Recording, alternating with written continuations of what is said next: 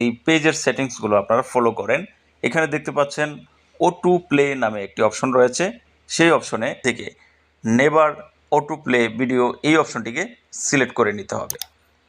আমি আবারও বলছি, নেভার অটো প্লে ভিডিও এই অপশনটিকে সিলেক্ট করে নিতে হবে।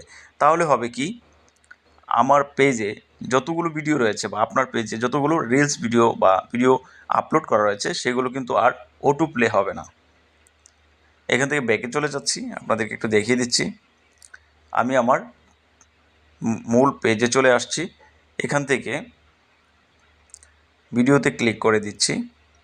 এখানে দেখতে পাচ্ছেন কিছু ভিডিও আমার আপলোড করা রয়েছে। এখানে কিন্তু এই যে অপশনটা দেখতে পাচ্ছেন, এখানে ট্যাপ না করা পর্যন্ত আমার এই ভিডিওটি প্লে হবে না।